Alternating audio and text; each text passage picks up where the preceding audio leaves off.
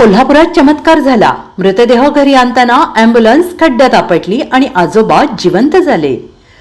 आजपर्यंत रस्त्यावरील खड्डे हे अनेकांसाठी आजवर जीवघेणे ठरलेले आहेत, पण कोल्हापुरात एका वृद्ध व्यक्तीला खड्ड्यामुळे जीवनदान मिळाल्याची घटना समोर आली आहे। या व्यक्तीला डॉक्टरांनी मृत घोषित केलं होतं। घरी सर्व पाहुणे जमले, अंत्यविधीची तयारी झाली आणि त्यानंतर रुग्णालयातील घरी अंत्ययात्रेसाठी नेत असताना अचानक ही व्यक्ती जिवंत असल्याचं समजलं। कोल्हापूरच्या कसबा बावडा येथील रहिवासी पांडुरंग उल्पे यांना रुग्णालयाने मृत घोषित केलं। त्यानंतर त्यांना त्यांच्या घरी नेण्यात येत होतं। अंत्यसंस्कारासाठी घरी नातेवाईक, मित्र, परिवार जमा झाले होते। सर्वजण रुग्णवाहिकेची वाट पाहत होते, पण रुग्णवाहिका अचानक खड्ड्यात आदळली आणि चमत्कारच झाला। पांडुरंग तात्यांची हालचाल झाली। एखाद्या सिनेमामध्ये शोभेल अशीच घटना कोल्हापूरच्या कसबा बावडा या ठिकाणी घडली आहे।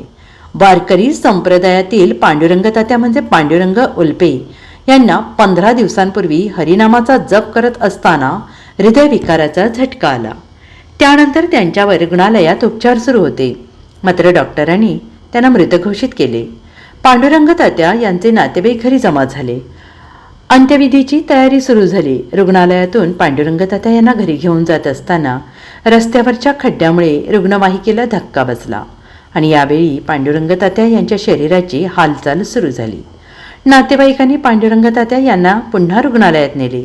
आज पांडुरंग उल्पे उर्फ तात्या आपल्या पायावर उभं राहून घराकडे चालत आले आहेत।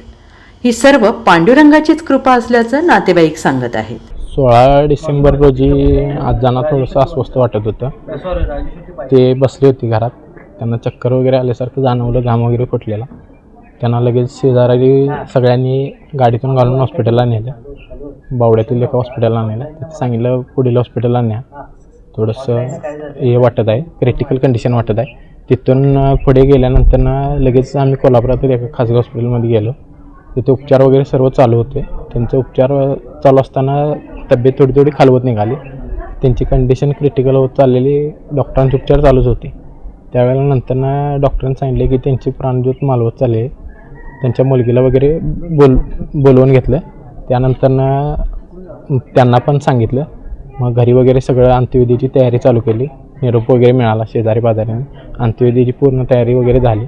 त्यावेळेला आम्ही ॲम्ब्युलन्समधून घेऊन येताना कसबावाड्यात चौगली गलीच्या आसपास स्पीड ब्रेकरवरून गाडी गेल्यानंतर त्यांचा थोडासा हात हल्ल्यागत झाला। हात हल्ल्यामुळे आम्ही एकमेकाला कल्पना दिली। गाडी लगेच बाजूला घेऊन बघितलं तर त्यांची जरासा आम्हाला तब्येत दाखवा लागल्यानंतर आम्ही लगेच एका खाजगी हॉस्पिटलला गेलो। ECG वगैरे काढला। त्यानंतर थोडं दाखवल्यानंतर डॉक्टर म्हणले पुढील उपचारासाठी परत एकदा दवाखान्यात जावा। आम्ही डी.वाय. पाटील हॉस्पिटलला वगैरे गेलो। तिथे कंडिशन क्रिटिकलच होती, पण डॉक्टरांना आम्ही सांगितलं तुम्ही तुमच्यापर्यंत प्रयत्न करा, काय असेल ते आमच्या नशिबाची साथ। नंतर आजोबांचं थोडं औषधांना, उपचारांना रिस्पॉन्स मिळायला लागला। त्यांचा हात वगैरे हालचाल पुन्हा चालू झाल्यानंतर डोळे वगैरे उघडले। आम्ही जरा आनंदात भारावून गेलो। त्यांना उपचार प्रॉपर चालू केले डॉक्टरांनी।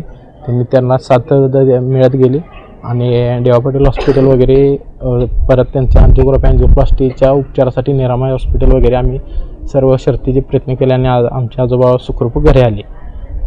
धन्यवाद डॉक्टर डी.वाय. पाटील हॉस्पिटल, निरामय हॉस्पिटलचे डॉक्टर शेखर बेसे आणि त्यांच्या स्टाफने वगैरे आम्हाला अत्यंत चांगली हे कॉपरेट केलं, आम्हाला चांगलं रिस्पॉन्स दिला।